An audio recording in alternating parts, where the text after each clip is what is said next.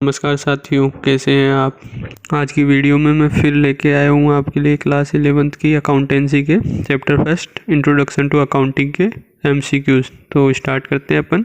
First जो अपना MCQ है वो है the person, firm or institution who doesn't pay the price in case for goods purchase or services rendered in is called.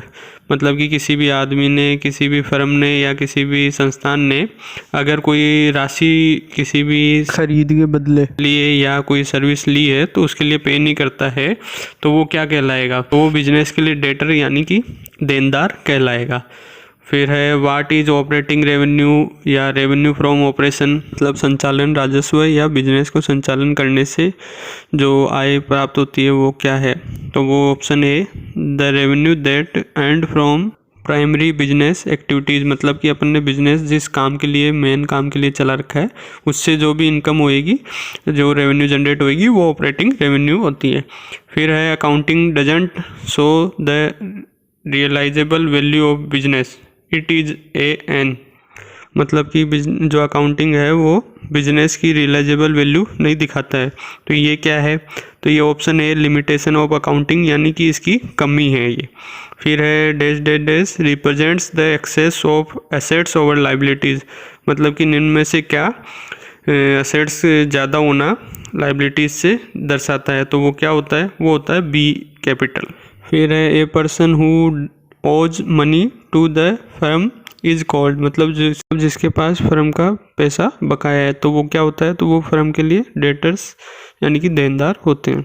फिर Ramesh is a furniture dealer which one of the following will not be recorded in his books of accounts, मतलब कि रमेश एक furniture का व्यापारी है तो अब निम्न में से कौन सा ट्रांजैक्शन बुक्स ऑफ अकाउंट्स में अपन दर्ज नहीं करेंगे। तो इसमें ऑप्शन डी है sale of household furniture, मतलब कि जो घर का फर्नीचर है वो बेचा है तो ये एक प्राइवेट ट्रांजैक्शन हो गया, मतलब ये बिजनेस से रिलेटेड नहीं है इसलिए अपन इसको रिकॉर्ड नहीं करते हैं। फिर है the process of recording, classifying and summarising of all business transactions in order to know financial results is, मतलब कि बिजनेस के जितने भी ट्रांजैक्शन है फाइनेंशियल उनको रिकॉर्ड करना और क्लासीफाई करना और समराइज करना, ये क्या कहलाता है, तो ये ऑप्शन बी अकाउंटिंग यानी लेखांकन होता है।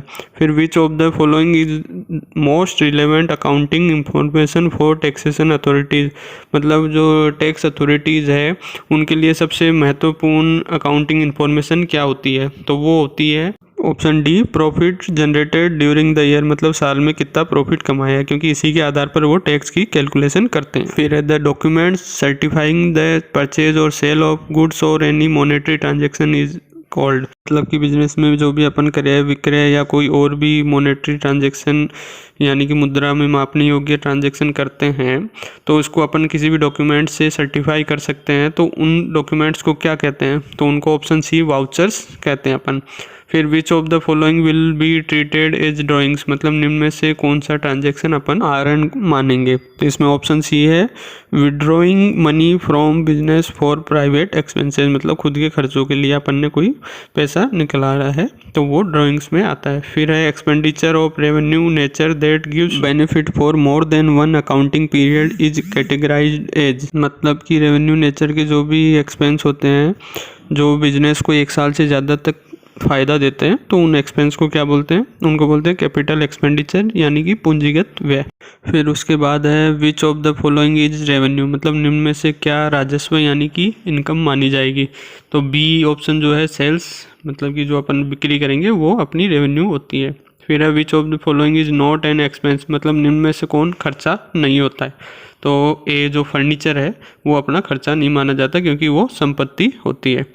Which is the last step of accounting process, मतलब लेखांकन प्रक्रिया का अंतिम जो स्टेप है वो क्या है, तो वो option C communication of information, यानी कि लेखांकन सूचनाओं का संचारण करना, मतलब कि जो उपयोग करता है उन तक इसको पहुंचाना होता है। In accounts recording is made of, मतलब अकाउंट्स में रिकॉर्डिंग किसकी की जाती है, तो जो ऑप्शन ए है ओनली फाइनेंशियल ट्रांजैक्शन, यानी कि जो मुद्रा में माप सकते हैं उन्हीं लेन देनों की अपन इसमें दर्ज करते हैं या रिकॉर्ड करते हैं। तो साथियों आज के लिए इतना ही। नेक्स्ट वीडियो में मैं और MCQs लेके आऊँगा। उम्मीद करता हूँ आपको ये वीडियो पसंद आई होगी।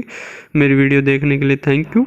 वीडियो को लाइक अवश्य कीजिए और अगर मेरे चैनल को सब्सक्राइब नहीं किया है तो प्लीज़ मेरे चैनल को सब्सक्राइब ज़रूर कीजिएगा। जय हिंद, जय भारत।